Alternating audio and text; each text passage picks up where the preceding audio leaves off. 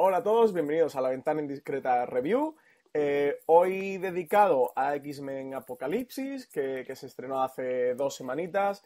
Y tengo nada más y nada menos que para comentar esta película a Julián Clemente, editor de Marvel en España y bueno, y parte integrante, ¿no?, fundamental del podcast Slamberland, el podcast de cómics de Podstar FM. Muy buenas, Julián, ¿qué tal?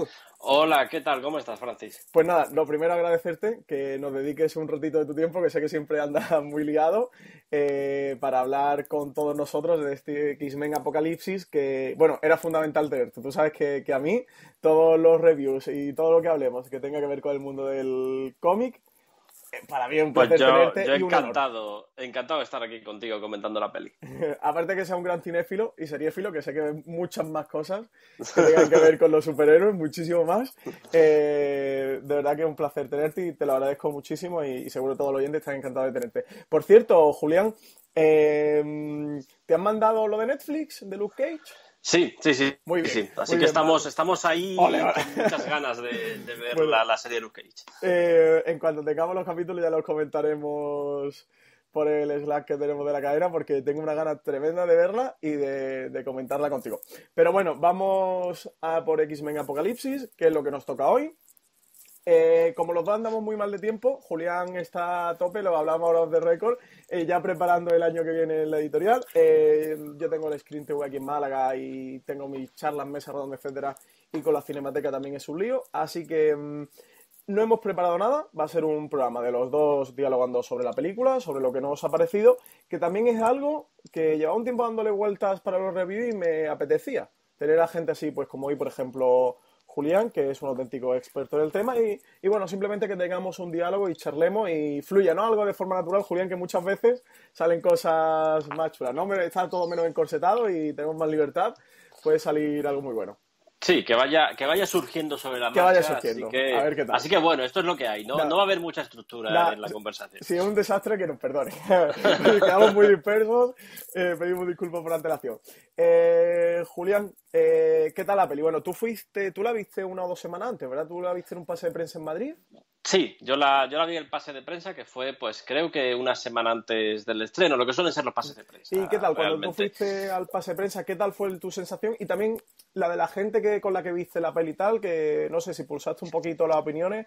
¿Cómo salió la gente de aquel pase? Yo con la gente fíjate, yo creo que ha habido un poco lo que luego ha habido con los espectadores, ¿no? Que ha habido un poco división de opiniones y en muchos sentidos. Yo estaba con Luigi Benedicto del Mundo a mi lado y él la disfrutó a tope y su reseña, de hecho, en El Mundo es súper elogiosa de la película. Estaba, por ejemplo, con Íñigo de Prada, el redactor jefe de Marvel Age, la revista oficial de Marvel en España. Él también le gustó, pero no de manera tan entusiasta. Por ejemplo, estuve con un bloguero irredento de la blogosfera española, Pedro Angosto, que salió horrorizado de la película, salió absolutamente horrorizado. De hecho, yo lo tenía al lado y notaba cuando se revolvía cada vez que algo Estaba no le sufriendo, ¿no? En gustaba. la butaca. Yo me quedé con una imagen un poco. ¿Cómo decirlo? Yo me quedé a medio camino, por así decirlo, entre el me gusta y el no me gusta. La película tiene muchas cosas que me gustan, pues no sé, hay un tratamiento de los personajes de Cíclope en especial y también de Jean Grey que me ha gustado mucho y que por fin hemos visto un poquito del espíritu del Cíclope de los tebeos, lo hemos visto en cine, porque hasta ahora no habíamos visto gran cosa. El Cíclope que habíamos visto, el James Marsden, la primera trilogía prácticamente se lo comía Lobezno y quedaba como un personaje muy de segunda fila, aunque fuera el líder del equipo. Pues aquí yo creo que por primera vez hemos visto un desarrollo muy interesante de su personalidad, de por qué es un tipo introvertido como es, y a mí me parece que tanto esto como la manera en la que lo relacionan con Jean Grey me parece muy inteligente y muy bien llevado. Y hay otros personajes que también creo que están muy bien llevados. Magneto está también muy bien llevado hasta que aparece Apocalipsis de por medio. Ese pequeño subargumento que hay con Charles Xavier y Moira McTaggart, a la cual le hizo olvidar todo lo que había pasado antes. Hay cosas que están ahí muy bien. Yo qué sé, la evolución de Mística, que aquí se han salido por la tangente completamente de lo que hemos visto en los tebeos, todo eso, hay cosas interesantes, hay cosas que desde luego son elogiosas, pero luego por detrás nos encontramos que no hay una estructura que sostenga eso. Nos encontramos un villano que para mi gusto queda demasiado parecido al villano de la momia de Steven Sommers. De hecho, yo la sensación que tuve cuando veía el prólogo, que no me pareció mal el prólogo, me pareció mucho peor lo que vino después con el villano, me recordaba poderosamente al prólogo de la momia. Y yo creo que también tiene un problema de que la acción está muy dividida.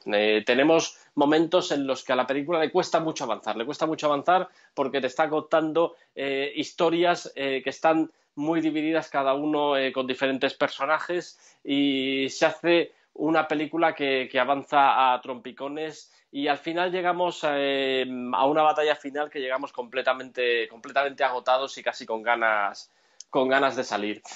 Tampoco me gustó nada el tratamiento de personajes de los jinetes del apocalipsis, me parece muy superficial.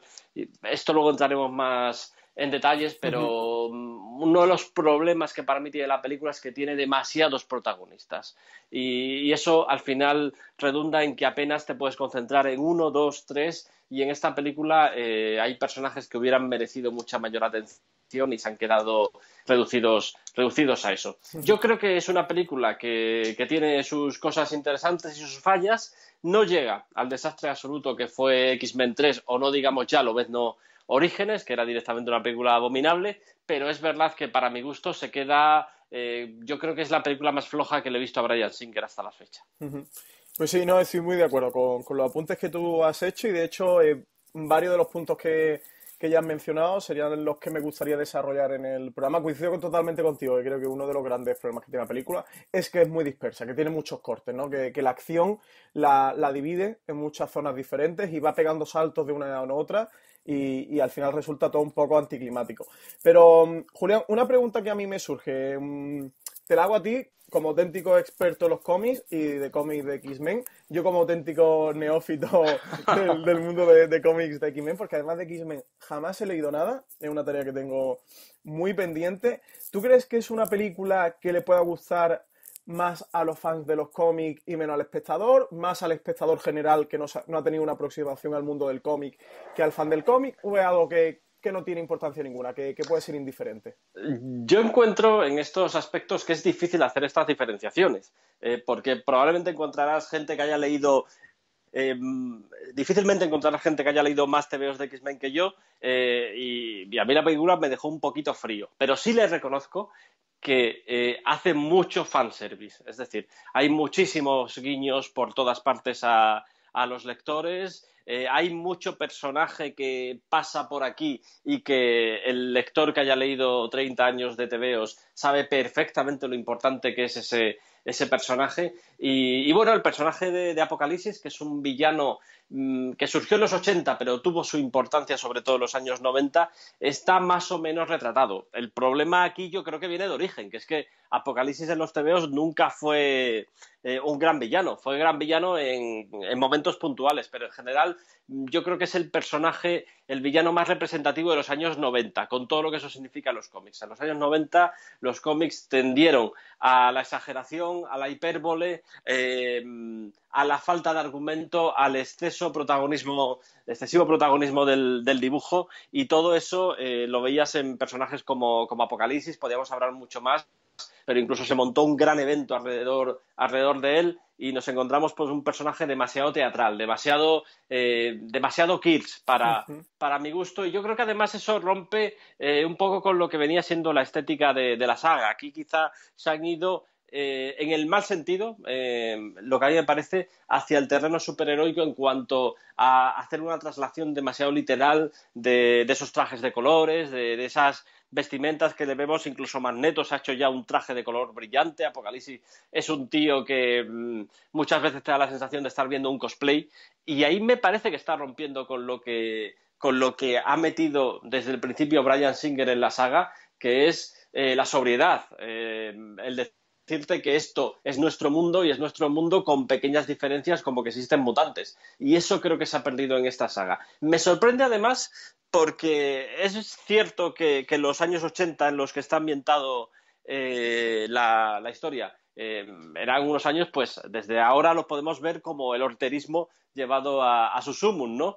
Pero esa visión del personaje, ese exceso cinematográfico que emula, yo creo, un poco a las pelis de catástrofes, yo lo veo más propio de los 90 que de los años 80, y en eso también encuentro una contradicción en la película. Ajá. Pues, Julián, si te parece bien, empezamos por el principio de la película. La película se abre con un set piece, ¿no? En el que vemos el origen de Apocalipsis.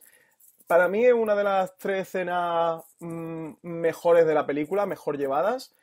¿Qué tal? ¿Qué te pareció a ti la presentación del Sí, villano? a mí esta me parece muy chula, salvo ese detalle, ya te digo, que me recuerda un poco incluso en lo que pasa, porque realmente ocurre lo mismo que en La Momia, pero bueno, esto nos pasa a los que hemos visto mucho cine, Sí, que acabamos asociando unas cosas claro, con al otras. final va habiendo referencia. A mí sí, creo que me pasa ahí un fallo que tengo personal con X-Men Apocalipsis, que es que creo que la película empieza muy bien, luego se irá a una parte Magneto de la que ahora hablaremos, que creo que a mí particularmente me gusta, pero quiero debatirla porque creo que tiene algunos debates muy interesantes la parte que vemos de Magneto, y la película va decayendo poco a poco, ¿no? Sobre todo eso, cuando empieza a presentar a tantos personajes, tú lo comentabas antes, al final se dispersa, pero a mí el inicio me parece brutal, ¿eh? Me recordaba estas películas de aventuras, ¿no? De fantasía en Egipto. De verdad, a mí me pareció brutal, me dejó asombrado. De hecho, fui a verla con tan malas críticas ya que evidentemente te espera un poco lo peor de lo que te vas a encontrar cuando todo el mundo coincide, ¿no? En lo mal que habían puesto este en Apocalipsis. Y cuando vi la escena inicial me quedé sorprendido y dije, oye, si esto va, supongo que es que esto será de lo poco salvable de la película, pero si la película sigue por aquí, yo me quedo con ella. No Sí, sé, no sé qué te para pareció a mí ti. fue un muy buen inicio. Yo creo que ahí se nota el espíritu que intentaba darle a la cinta Singer, de hacer algo muy aventurero, muy veraniego, muy Exactamente, de blockbuster. sí. Y además, ahí la confluencia genial con Joe Todman, que recordamos un poquito. Es su montador habitual, pero también es el tipo que suele poner música a las películas. Y es una escena brillantemente montada, brillantemente musicalizada, y nos vamos a esos créditos que suelen ser ya marca de fábrica de Ottman, que ya hemos visto en otras películas y que viene a ser un poco una versión actualizada en cada nueva película de X-Men. Y es muy peculiar porque es como si mezclas los créditos de X-Men con los de Big Bang Theory, en este caso. Pues a mí eso, como te digo, una de las escenas me parecen mejor llevadas de la película. Y luego creo que a continuación nos viene Magneto, ¿no? Un Magneto exiliado que se ha retirado después de lo que acontece en días del futuro pasado. Y bueno, que forma una familia, que tiene su mujer, tiene su hija y trabaja, ¿no? Es un humilde trabajador de una fábrica donde él intenta integrarse y pasar desapercibido hasta que, bueno, deciros a todos, que no he dicho antes, el programa es con todo tipo de spoiler, ¿eh? Así que si no habéis visto, por ahora no hemos soltado ninguno, creo importante, Julián, pero si no habéis visto este X-Men Apocalipsis y no os queréis que la destripemos, paradlo ahora mismo y en cuanto veáis la peli, recuperáis el programa. Bueno, ocurre, Julián, ya sí lo puedo decir que ha avisado, que se cae una cuba, ¿no? De la fundición y él, pues para que no muera el compañero, la par y tal, y todo el mundo descubre que es Magneto y viene un drama. Un drama que para mí no casa con la película, o sea, me parece es una película, lo que hemos dicho al principio, ¿no? Viene de una escena de aventura, una película que intenta ser fresca, veraniega, ligera, ¿no? De superhéroes, una película que sea muy entretenida y nos mete un drama que es un drama danés de Dogma, del sello Dogma, un drama muy fuerte, pero que a mí, aun siendo consciente que creo que la película no casa, o sea, creo que está pasada un poco de rosca la tensión dramática que tiene cuando matan a la hija y a la mujer. A mí particularmente me encanta y es de las partes que más me gustan de la película y creo que ahondan muy bien en la psicología del personaje de Sí, Magneto y todo lo que ocurre y todo lo que tiene que ver con él dentro a mí me del mundo de pareció X-Men. brillante. A mí me pareció además el mismo desarrollo de personaje que ha hecho Bryan Singer con Magneto Uh -huh. desde el primer X-Men. Hay que recordar que X-Men, la primera película, se abría con Magneto. Se abría con Magneto siendo niño y es Sí, lo primero que nos correcto. cuentan. Como Magneto, siendo un crío, le mete en el campo de concentración, la primera vez que se manifiestan sus poderes, etcétera. Y sobre eso luego va a volver una y otra vez tanto Bryan Singer como Matthew Bohan cuando hace X-Men primera generación. Y me pareció que estaba en la línea de lo que estaba contando con ese personaje y también dentro de la línea de lo que es su manera de contar las cosas. Lo que pasa es que su manera de contar las cosas ha cambiado en el resto de esta película y al final eso pesa muy poquito. Y de hecho descompensa un poco el espíritu de lo que le quiere insuflar a esta película. Sí es verdad que contrasta mucho con el resto del film. Sí, sí, eso, contrasta porque además de una tensión dramática absoluta. A mí sí me ha pasado con Magneto. De hecho, el otro día leí, Julián, me hizo muchas veces porque además me acordé de ti, que ya le han puesto nombre, los americanos que le ponen nombre a todo, son unos fenómenos a esto que han hecho con las películas de Magneto. Mi sensación cuando terminó la película de X-Men y una de las cosas que más me echó para atrás es que siempre repiten el mismo arco argumental con Magneto en cada película, que es el tipo que intenta redimirse, ¿no? Que intenta integrarse con los humanos, estar con la sociedad, pero el ser humano se vuelve contra él, le hace algo que lo frustra y que reafirma su pensamiento más radical y se vuelve contra la humanidad a destruirla por completo, ¿no? Y luego finalmente vuelve a redimirse. Y al final es el mismo arco. De hecho, no recuerdo ahora el nombre, que le han puesto un nombre, ¿no? Ya hacer esto en el cine, ¿no? A través de Magneto y lo han renombrado como Magneto no sé qué. ¿Esto ocurre en los cómics, Julián, o esto es algo de las películas de Bryan Singer? No, es cierto que Magneto ha tenido su etapa de redención y durante un tiempo estuvo con la Patrulla X y ahora mismo tiene su propio grupo de Patrulla X y como evolución del personaje en los tebeos a mí me parece interesantísima, cómo se va convirtiendo un poco en el terrorista arrepentido, por así decirlo, y es una evolución que en los tebeos fue verdaderamente modélica. Aquí realmente yo no veo que estén haciendo eso porque al final vuelven un poco a la casilla de salida. Y para mí uno de los problemas que está llevando no solo la película, sino la franquicia, es la necesidad de contar siempre con Magneto. Tú si te das cuenta, a esta película le quitas a Magneto y la historia no se resiente. Porque es la misma historia. Podrías haber contado con cualquier otro jinete de Apocalipsis y hubiera sido la misma historia. Pero parece que hay una obligación que viene también por un tema de casting, es decir, tienes una estrella como Fassbender y tienes que sacarle partido y la gente espera ver a Fassbender, parece que hay una obligación de que siempre esté ahí Magneto, cuando no deja de ser un enemigo más de la Patrulla X. Es como si, por decirte un caso, como si en las películas de Vengadores siempre tuviera que estar Loki o en las películas de Batman y el Joker, ¿no? Que siempre tenga que participar. Efectivamente, es como un empeño en encajar a Magneto como sea, cuando a mí me parece que es un gran error convertir a Magneto, como luego vamos a ver, en un poco el aguadero un personaje recurrente, ¿no? Claro, de las películas, ¿no? No solo eso, sino un personaje secundario, porque acaba siendo un esbirro del gran villano. Sí. Y creo que se podía haber contado esa historia igualmente sin recurrir a Magneto. También porque uno de los problemas que tiene esta película es el planteamiento que han hecho de saltar 10 años en cada nueva película. Te obliga un poco a volver a contar lo que ya has contado. Si te das cuenta, en esta película vuelven a hacer lo que hicieron en primera clase, de reunir un nuevo equipo, de ver cómo funciona ese equipo y al final digamos que hay una afirmación del equipo y Magneto está también por ahí. Pues eso que lo hemos visto antes en primera clase, que lo vimos en cierta manera en Días del Futuro Pasado, lo volvemos a ver en Apocalipsis y yo creo que ahí están equivocándose. En lugar de contarte una historia lineal, están un poco como repitiendo el siguiente movimiento de una sinfonía. Ya. Comentabas también Michael Fassbender. También una de las cosas que más me ha estado sorprendiendo de esta saga de X-Men, Julián, para mí Michael Fassbender me parece uno de los mejores actores que tenemos actualmente y creo que es de los grandes y está llamado a ser de los grandes, si no lo es ya. Y desde luego sus papeles de Magneto me parecen no me parecen de los más, me parecen los peores dentro de su carrera, sin lugar a dudas. Me parece un poco que va allí, ¿no?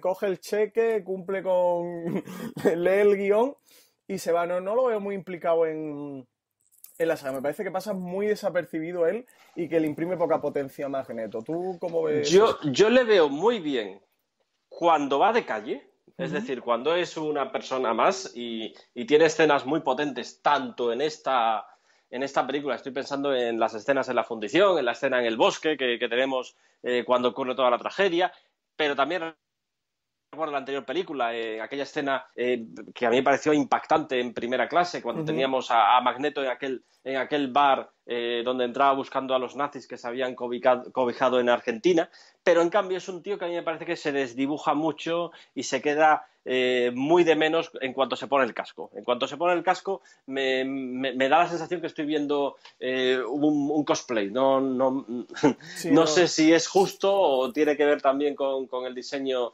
del traje y todo lo demás, pero yo sí que le noto incómodo con eso. Pero antes de eso, cuando simplemente va como un personaje más, me parece extraordinario. Por cierto, lo que comentaba antes de Magneto, le han puesto la parábola de Magneto a la repetición del arco argumental del personaje.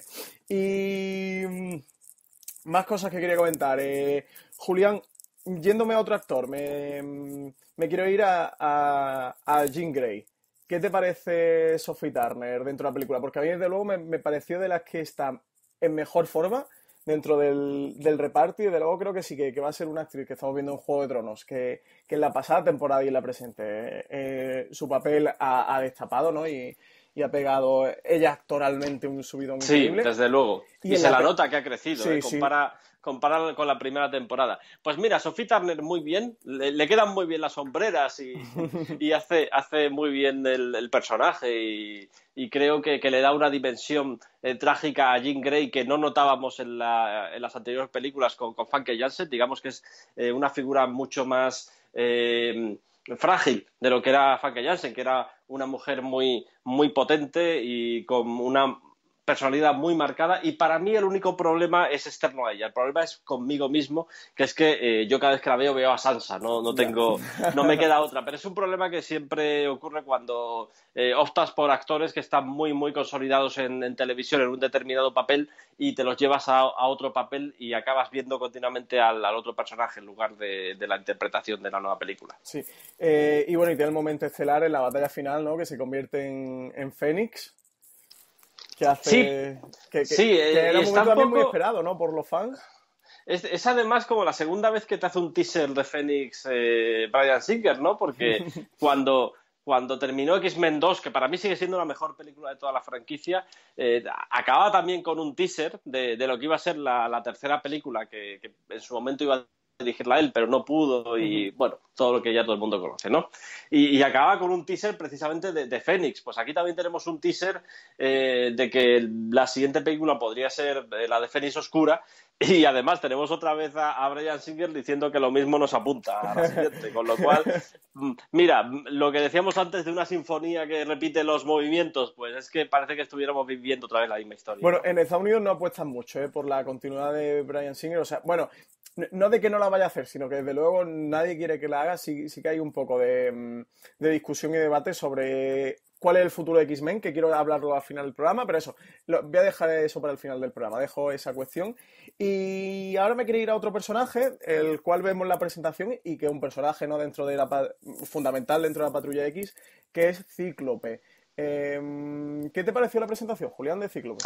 Me gustó muchísimo, porque es que además encaja muy bien con la imagen que tenemos de Cíclope de los tebeos, que no es un tipo mojigato, como nos han enseñado en las películas, sino todo lo contrario. Es un tío que desde la más honda desesperación se ha crecido y se ha convertido en un gran líder. Y aquí vemos un poco el nacimiento de ese líder, vemos también de dónde surge esa desesperación. Está muy bien llevado, porque además en los tebeos es súper complicado cómo surgen todos estos poderes y demás, y aquí han hecho una simplificación, yo creo que muy inteligente, y yo creo que es uno de los nuevos personajes con los que más empaticé. Me encanta el tratamiento que hacen con él y la manera de relacionarlo con Jean Grey. Aquí verdaderamente si entiendes algo que no entendías cuando veías la primera película. ¿Qué hace este tío con esta tía? Ya, sí, sí, sí. No, estoy totalmente de acuerdo contigo. Para mí, además no ha sido casual hablar de los dos juntos y unirlos en este debate, porque me parecen dos de los personajes, estando dentro del reparto coral, ¿no? De la parte secundaria de la película, los que sin duda destacarían, sobresalen y que mejor o que parados salen del guión. Y sí, sí que ha habido también bastante debate con lo de la presentación de Cíclope y, desde luego, casi lo que todo el mundo ha salvado indiscutiblemente ha sido la parte de Cíclope y la presentación de Cíclope, de la que no podemos ponerle prácticamente ninguna tacha. Otro personaje, Julián, que creo que al que no hay que poner ninguna tacha y que desde luego es salvable, y más que salvable, es Quicksilver. ¿Qué te pareció la escena de Quicksilver? Pues para mí otra de las escenas por las cuales solo hay que ver la película. Es decir, yo salgo de la película diciendo, sí, bueno, es una película regulera, tal, es flojita y tal, pero tiene momentos que tienes que ver la película por esto y por esto y por esto.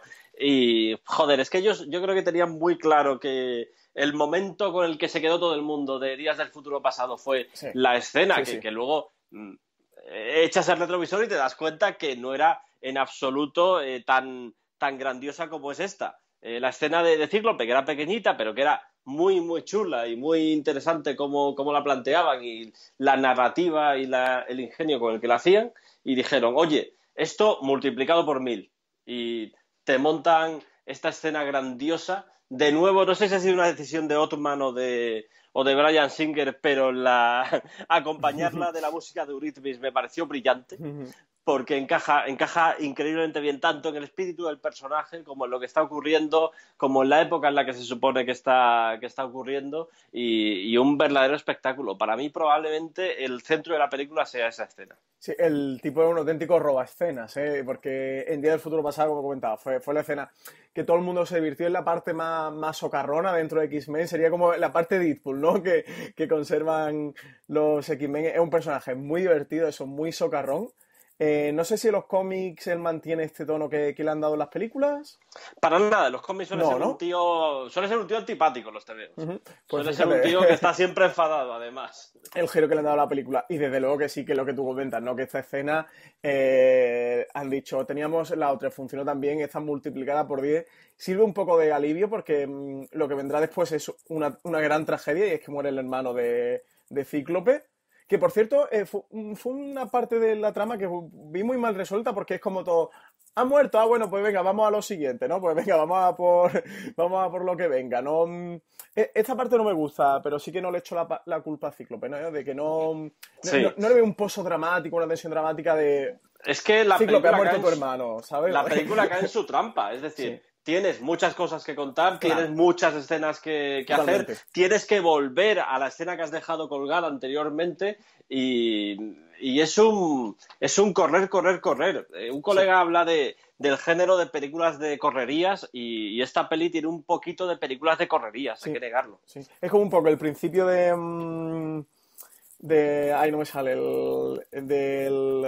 Julián, ¿qué memoria tengo? El guionista del ala oeste de la Casa Blanca, de News. Sí, Aaron Sorkin. De Aaron Sorkin, que no me sale, madre mía, mi cabeza. Es como un poco el principio de Aaron Sorkin, ¿no? Del walk and talk, ¿no? Lo de hablar y caminar, pues eso es hablar, es correr y escena una detrás de otra. Y sí, creo que es el gran fallo que comete Bryan Singer. Pero bueno, volviendo a eso, a la escena de Quicksilver, desde luego muy divertida, muy bien llevada. Para mí me quedo con Bryan Singer, que no sé tú qué piensas de Bryan Singer, Julián, que es un tipo que llegó al estrellato en Hollywood con la película de Sospechosos Habituales, un auténtico clásico, ¿no?, de culto. Moderno, que luego se dedicó a hacer X-Men, que estuvo haciendo las dos primeras, la tercera, como tú has comentado, hubo unos problemas y tal, no la pudo hacer. Luego volvió a la franquicia después de hacer la primera Matthew Vaughn, ¿no?, que hizo la de primera generación, First Class. Ha dirigido estas dos. Entre medias dirigió Valkyria, creo que dirigió también la de Jack y El Matagigantes. ¿O sí? Sí, tiene otra película que a mí me parece también una de sus mejores películas, y es una película de la cual se suele hablar muy poco, que es Verano de Corrupción. No sé si aquí se llamó Verano de Corrupción, igual que el libro de Stephen King, o Alumno Aventajado, que era el título original del libro. No, Verano de Corrupción se llama. Verano de Corrupción. Yo no la he visto, pero yo no he visto la peli. Pues pero es una película absolutamente brillante. Es una película absolutamente brillante, yo se la recomiendo a todo el mundo, y de hecho yo había visto Sospechosos Habituales y había visto Verano de Corrupción, y cuando me dijeron que Bryan Singer sería quien haría X-Men, dije, perfecto, es el tipo perfecto para hacer X-Men y darle la relevancia que merece. Es un tipo que le ha pasado un poco como yo creo que a Christopher Nolan y en mayor medida a M. Night Shyamalan, ¿no? Que empieza siendo un director de una gran película de éxito, pero en el fondo una película que no es desde luego un blockbuster, que luego acaba yendo al terreno de los blockbusters y ahí acaba teniendo un momento dado en que en algún momento dado patina. Ya. Y Bryan Singer, para mí quizá mi primera decepción con Bryan Singer es que Superman Returns, que es una película que también me gusta muchísimo. Era otra que quería comentar. A mí es una película que me gusta muchísimo, pero tiene también importantes imperfecciones. Y ahora esta X-Men Apocalipsis le ocurre lo mismo. Me parece que el problema de Bryan Singer es cuando no es tanto Bryan Singer, sino intenta ser un director de blockbusters al uso, porque al fin y al cabo una de las importancias que tenía X-Men y luego X-Men 2 es que eran el blockbuster inteligente. Era el blockbuster Julián, que había que ver con el cerebro. Me está reventando mi argumento que iba a desarrollar, ¿eh? No puedo grabar más contigo. Justo lo que estás comentando era por lo que quería hablar de Bryan Singer. Sigue. No, y para mí el problema es que mientras tú tenías un X-Men 2 que era un blockbuster inteligente, al mismo tiempo tenías un blockbuster descerebrado como podía ser, yo qué sé, Transformers 2, por mencionar un blockbuster descerebrado. Al uso uno así al azar.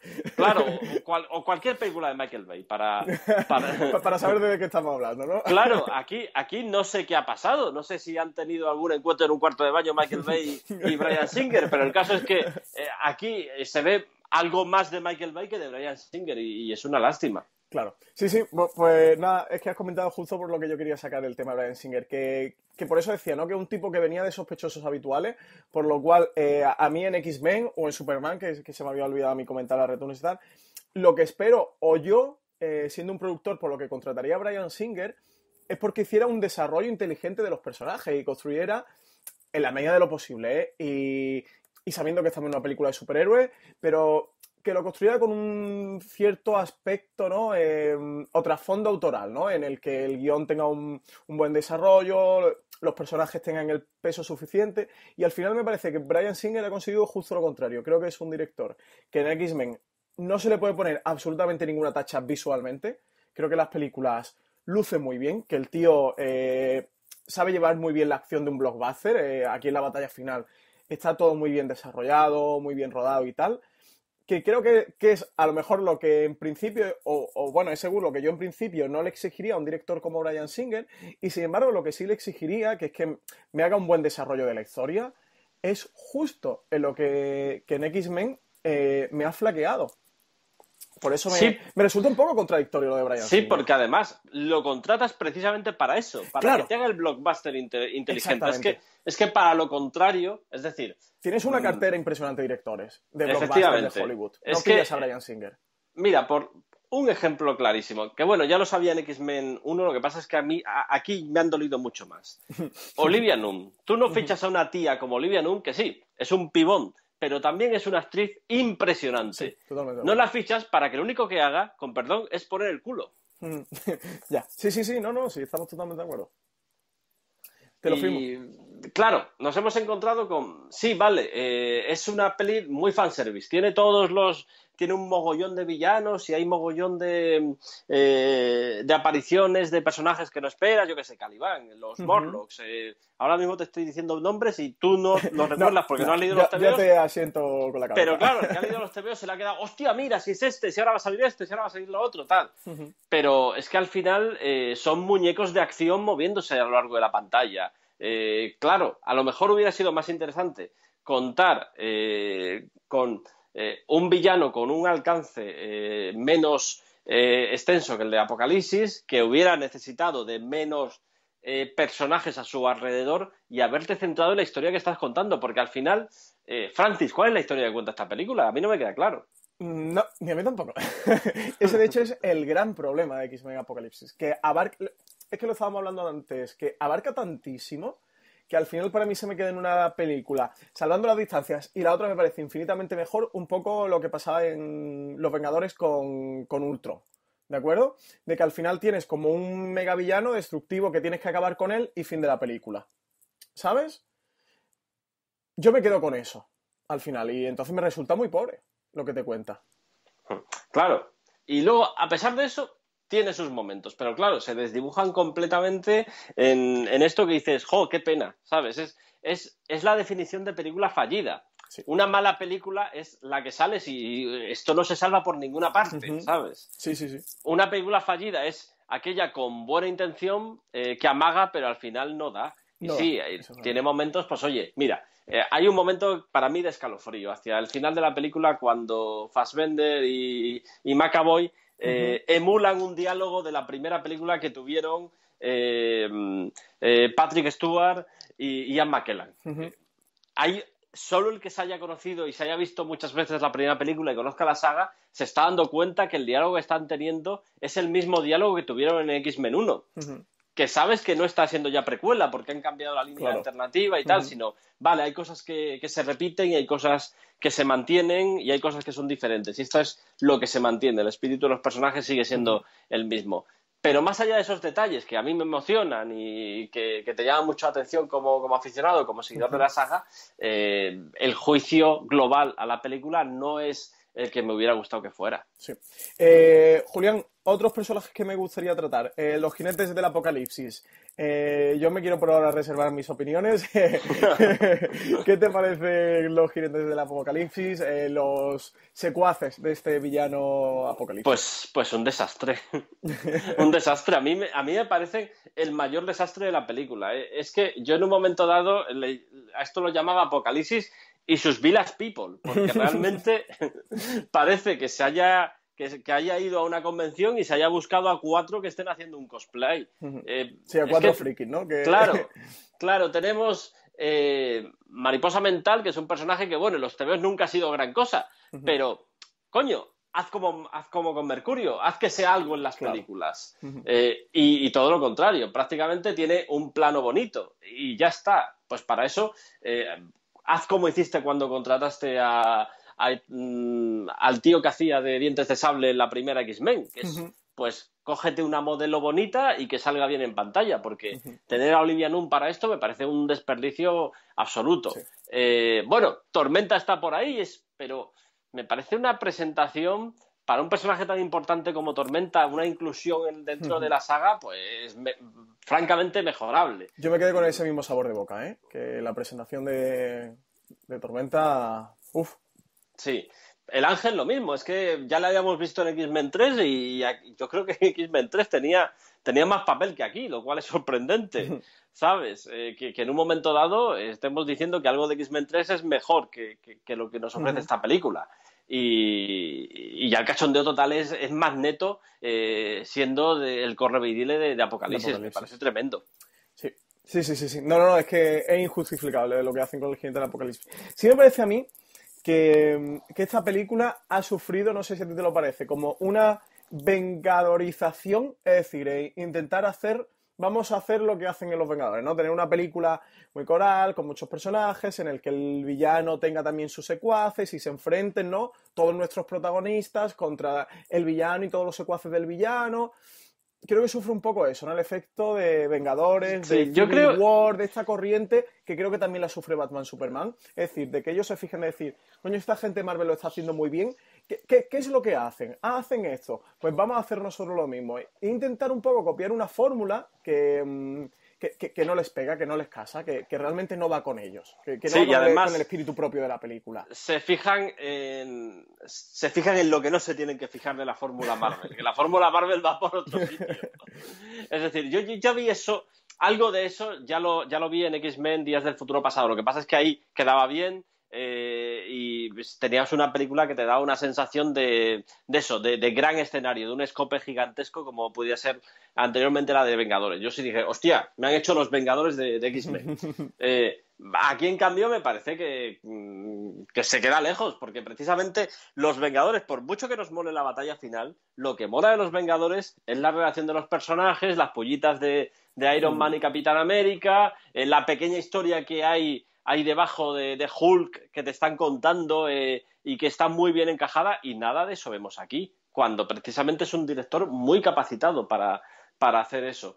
¿Por qué? Porque yo creo que tiene demasiadas deudas que saldar antes de poder contar todo eso, y eso se queda un poco por el camino.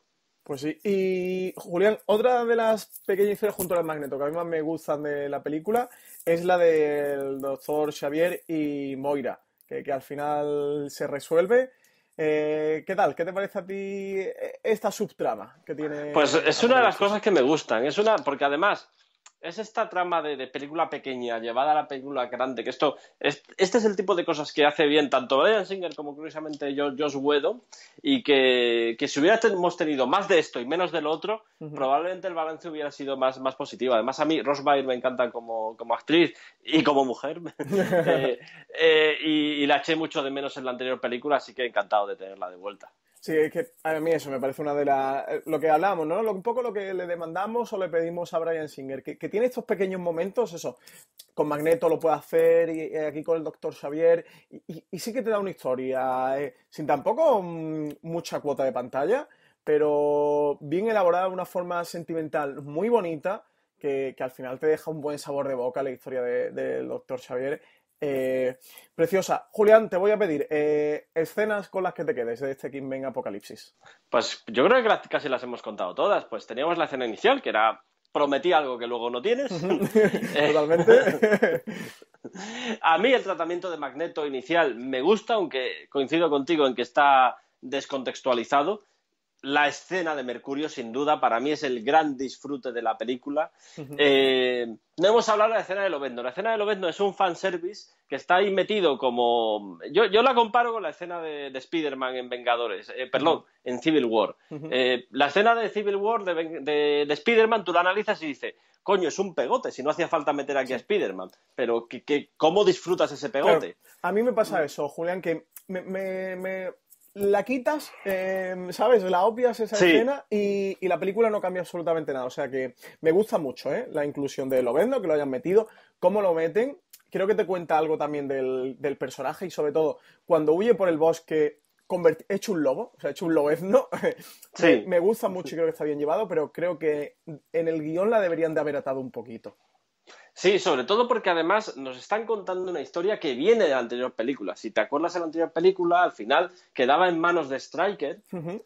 Y en esta película hemos visto que ha tenido el proceso que ya vimos en Orígenes y se escapa de Stryker por la intervención, se escapa indirectamente por la intervención Ujú. de la Patrulla X. Y queda eso como eso, como un pegote que has puesto ahí, que sí, muy espectacular cuando sale el Lovendo, qué bestia es, qué tal, Ujú. cómo nos recuerda a Arma X al cómic, Ujú.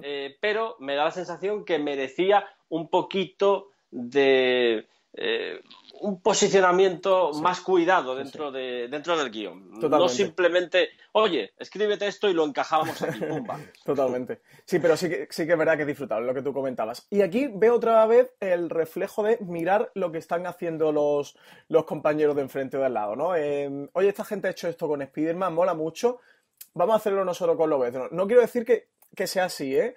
Pero a mí sí me queda la sensación o me queda un poco ese pozo. O al menos es como demasiada coincidencia que estas cosas ocurran.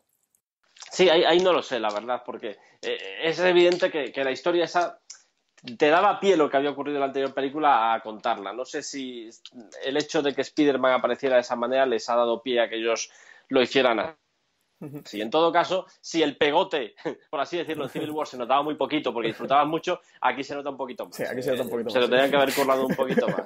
Y bueno, a mí me gusta mucho la escena esta final que comentábamos de el último encuentro que hay entre Xavier y Magneto, porque rememora un poco lo que es como definitivamente hemos cedido el testigo de una saga a otra. Lo que pasa es que, claro, después de haber llegado a la película, tú dices, bueno, ¿realmente va a haber más X-Men? No lo tengo claro. La taquilla está yendo también un poquito decepcionante. Sí, la taquilla ha ido Y, bastante mal, ¿eh?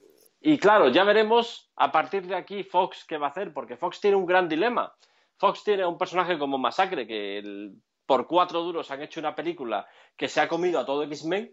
Ujú. No sé si van a insistir por Masacre, por asociar las películas de mutantes a Masacre, que al fin y al cabo en el universo Marvel no deja de ser Masacre un secundario surgido de X-Men. Ujú.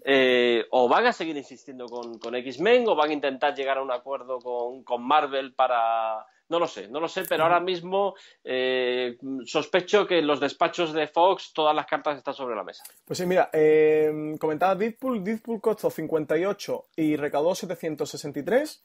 y X-Men Apocalipsis ha costado 178 y en global lleva 281, pero en Estados Unidos solo ha hecho 90 millones, ¿eh? En el resto del mundo ha hecho 180, pero 90 en Estados Unidos es un poco un trastacillo, ¿eh? Claro, es que a día de hoy el estudio no ha recuperado la inversión. Hay que tener en cuenta que el estudio, pues como muchísimo, se llevará el 50% de la entrada, con lo cual no ha recuperado todavía la inversión. Ya veremos si lo recupera. Ellos tienen 2 películas de Marvel anunciadas para 2018 sin poner fecha. Yo sospecho que al principio esa fecha iba por X-Men y ahora va a ir por otra cosa. Ya veremos.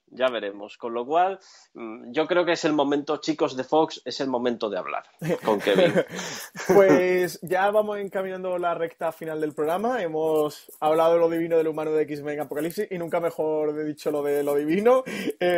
Julián, el futuro de la saga, ¿tú por dónde crees que tirará? Porque en Estados Unidos la crítica aboga mucho por un nuevo reboot, un reinicio de la saga. Venimos ya de 2 trilogías, la de X-Men 1, 2 y 3 y primera First Class, ¿no? Lo que eran la rejuvenecización, que no me salía, o los X-Boys, como le han puesto los X-Men. ¿Qué crees tú? Primero, ¿por dónde te gustaría a ti que tirara el universo cinemático de X-Men?